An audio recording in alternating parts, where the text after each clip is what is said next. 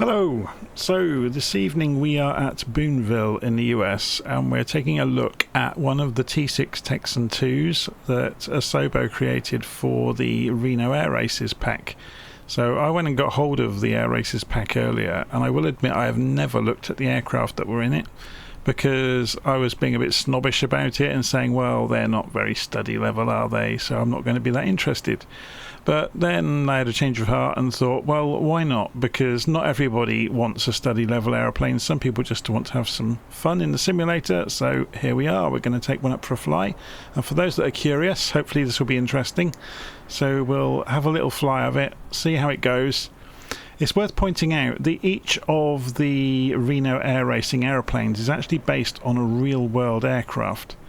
And the attention to detail they have given them is quite staggering, actually. So obviously you can see things like engine blocks and stuff. The common assets are down to the last nut, bolt and washer, which is quite stunning, really. But even, you know, things like the hydraulics and things like that throughout the aircraft is really modelled nicely. So if we go up to the cockpit and have a look, you can see both the front and the rear cockpit are modelled. I'm using the drone camera just to come in and show you that they really haven't skimped on this. So if we come down through the glass, you can see inside it's, let's go through the glass, they've really done a number on it. It's fascinating actually just how good it is.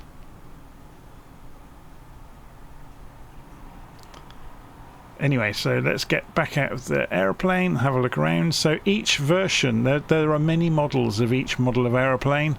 So each customized version of the T6 available, for example, they are very different from each other, and the cockpit loadouts are significantly different. So we'll go and jump inside. So I'll stop messing around with the drone camera before we get hit by this bus, and we'll press insert. Has he gone through our wing, by the way?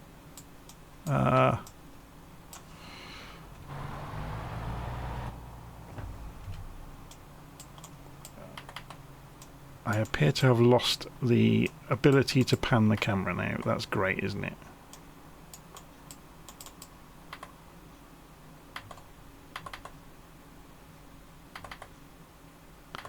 I've seen this before. Aha, I have it back.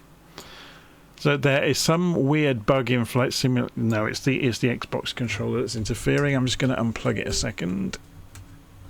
So the Xbox controller can interfere with the mouse. I don't know if anybody's ever seen this, but Xbox controllers are, well, all of the modern video game controllers are susceptible to the analog sticks drifting. And that's what was going on there. The analog stick was drifting and it was overpowering the mouse. Anyway, so you can see the loadout of the aircraft is different in each. Well, you can't see it at the moment, but obviously you'll have to trust me on this. Each of the T6 Texan IIs is completely different. Some of them are quite original, as this one is. Others have a completely retrofitted glass cockpit inside, which is quite interesting. So I'm purposely going after this one that's quite original because I know somebody who worked a lot with Texans in the past, and they'd probably be interested to see this and see how it's been modelled. So I'm just going to have a little look around at some of the hardware inside. I'm quite impressed with it, but I have no idea, you know, how much variation there was in the real service versions of it. So, but it's impressed me, let's put it that way.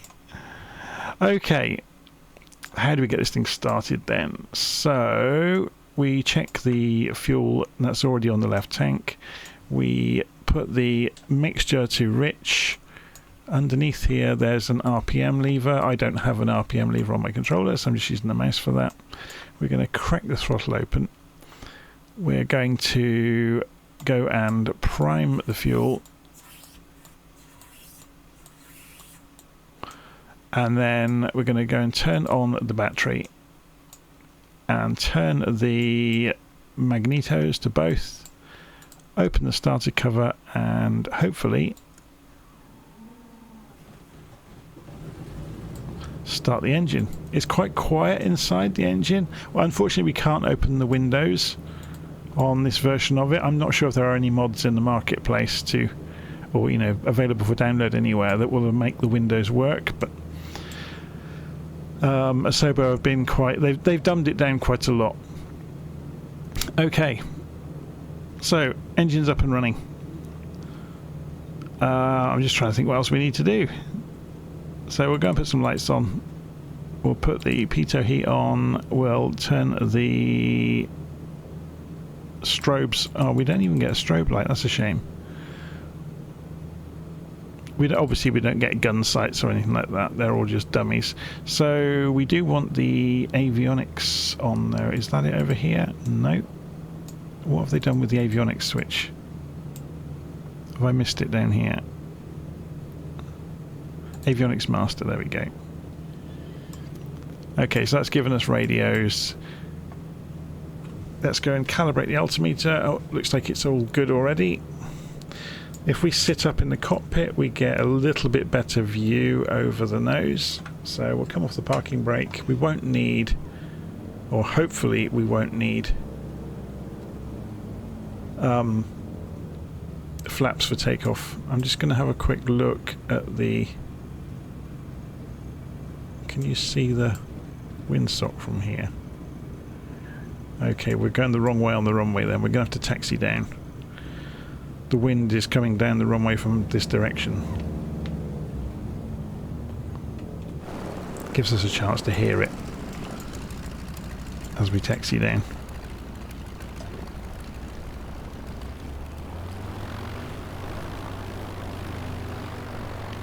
It looks gorgeous, doesn't it?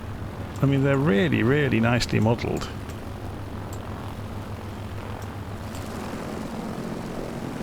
Let's turn the nameplates off.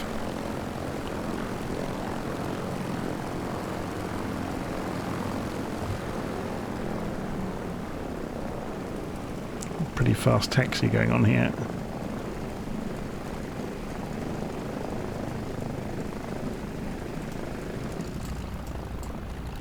Yeah, it's quite a strong wind coming down the runway, isn't it?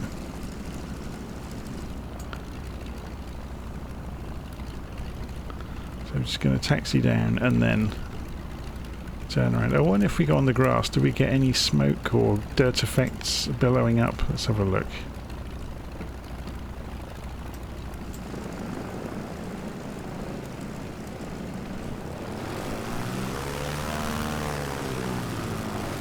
Apparently not.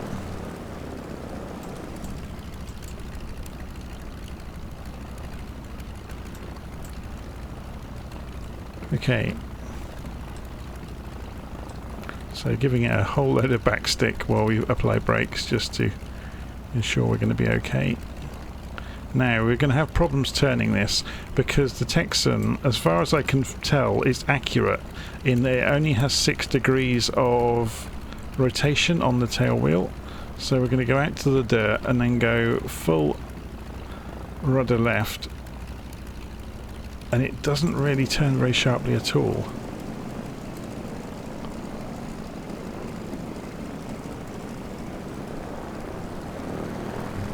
So one way we may be able to combat that, I'll just show you how I might configure it. So if we go into the control options, we're going to look on the Thrustmaster set, and I've got this set for single-engined aircraft at the moment. So I'm going to search by input and find out what this button is doing. Yeah, I'm going to get rid of what's on here. Clear, validate, close that, search by input. What I'm doing is finding 2 buttons. Yeah, I've got that on right brake. I want left brake for the other one. Search by name, left brake. So if I go there and start scanning and press that one and validate and apply. So what I've done is chosen 2 buttons on my controller to be the brakes. So now I'm going to hold my left brake and see if I can force it round. There we go.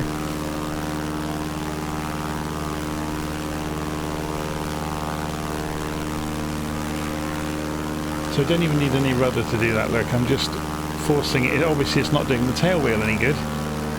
Now it may be that the real tail wheel can be unlocked on the real one and it will caster, but not in this version in the simulator, unfortunately.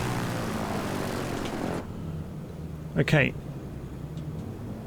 let's go and get it in the air then, shall we? So we'll sit up. I'm running at 50% throttle just to get some speed up. Ready to give it a bootload of rudder, and we don't actually need to give it too much. He says, famous last words. So giving it more power and we're off the ground. So I have no idea what airspeed we just lifted off at. So about 90 knots by the look of it. So I've just told the undercarriage to come up. It's very slow travelling.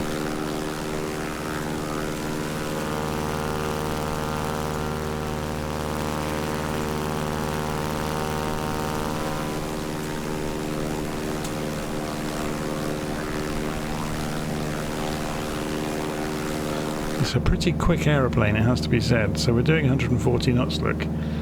And let's have a look at the manifold pressure.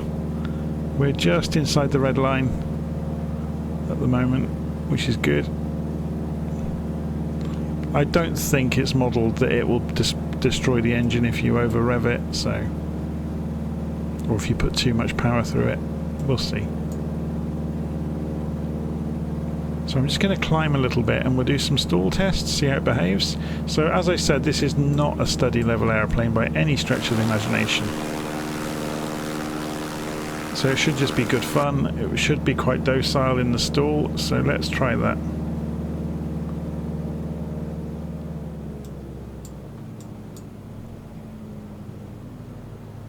So more and more backstick, and it's dropped the left wing. And it's started to rotate. That's interesting. So maybe it is a bit more dangerous than we imagined. So let's keep an eye on speed. We'll do that again. And this time we will continue pulling back. So there goes the power. See, it fell in a straight line this time. We're coming into the wind though. So let's try that same thing.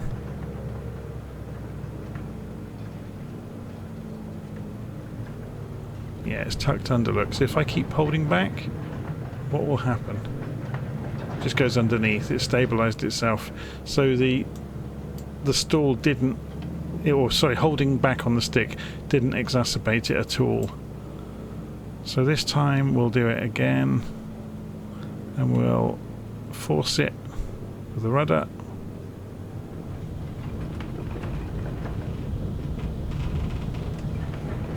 Whoa, that was going to spin.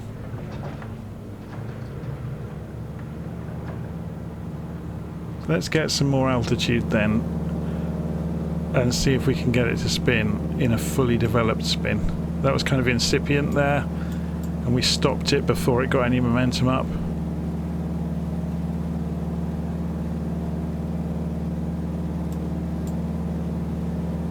I love the texturing of the cockpit and all the hardware. It's very, very good.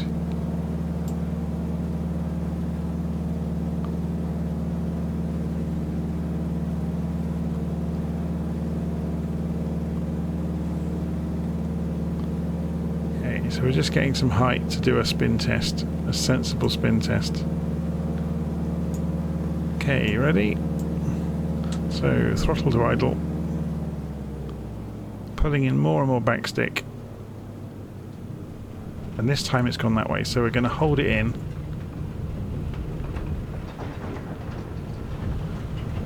I've let go. Now, is it going to come out? No. And that's unrecoverable. What about with some power? No, it came out. Okay, so with power over the tail, also with airflow over the tail, it forced its way out of it. But without that thrust over the tail, it wasn't going to come out. So even though this isn't study level, or isn't regarded as being accurate by those that apparently know, I think that's quite cool that you can spin it properly and it does what you would expect on the way out.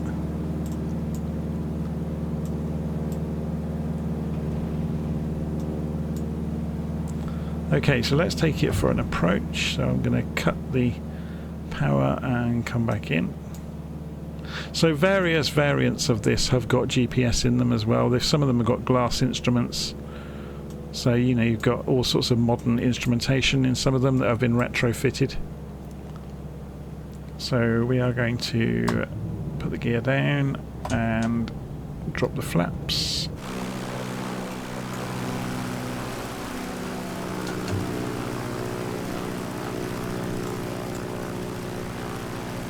We're just making way for an approach.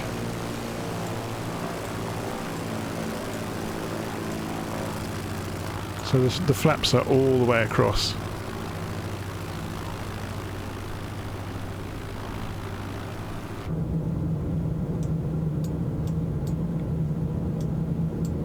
Okay, so we can see the airfield out in front of us. Doing about 80 knots at the moment.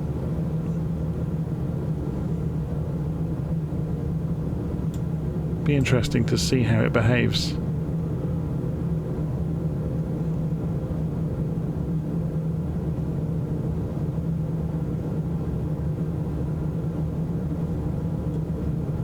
So pulling the engine back. We're still on maximum RPM on the propeller. We have been throughout. So we've not really played with propeller RPM to see how it influences it. I don't want to get too slow because we don't know what's going to happen.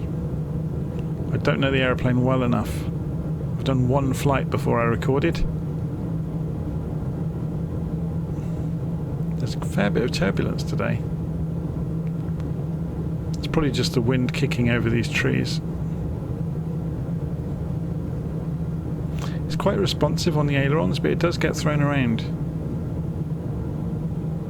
Hopefully that's going to smooth out now. Yeah, it has.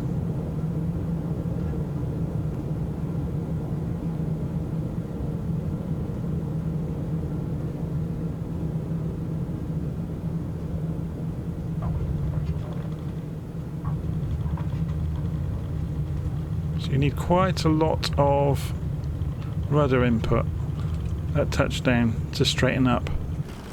So obviously this is a learning experience the whole time for me. So learning, you know, how much input to put in to keep the aeroplane straight. But it's actually not too bad. So there you go, there's the EROS, this particular model is called. I think you can pick them up for about £5 or £6 in the marketplace if you want an individual aircraft. If you want the whole pack of absolutely everything from the Reno Air Races, it costs about £30 at the moment. So I'm going to be doing videos and doing some journeys around the place in the Texans and the P51s and the Pit Specials and the L39s, the trainer jet. I think Tom Cruise has got an L39, hasn't he? So yeah, as I said earlier, you need to be careful with the turning circle unless you use the toe brakes on the wheels.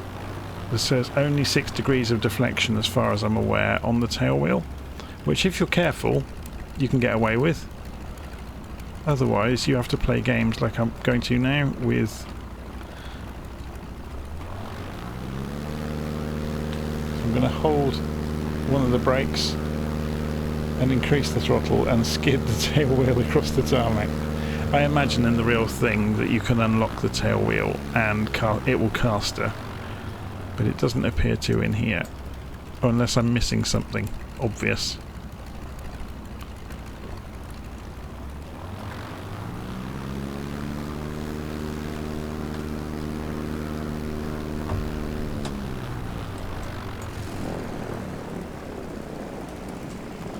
Okay, should we see what happens at shutdown? Let's just turn those landing lights off before we do this, so they're not distracting us. Where were they?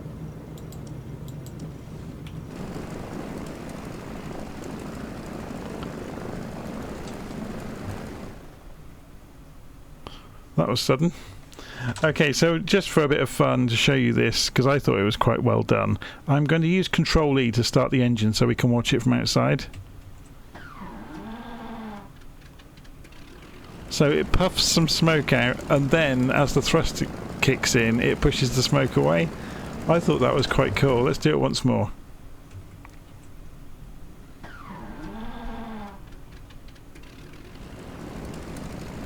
Very cool. Okay, I'm going to leave it there. So hopefully you enjoyed that. That's the T6 Texan II. This is EROS. They're about £5 or £6, as I said, in the marketplace each. Or you can buy packs of them for, you know, a sensible amount of money. They're not tremendously accurate, but they're great fun to fly around in. And as you saw, you can actually spin the Texans at least. We'll have to try that with the Mustang again on another day. So there we go. See you again soon.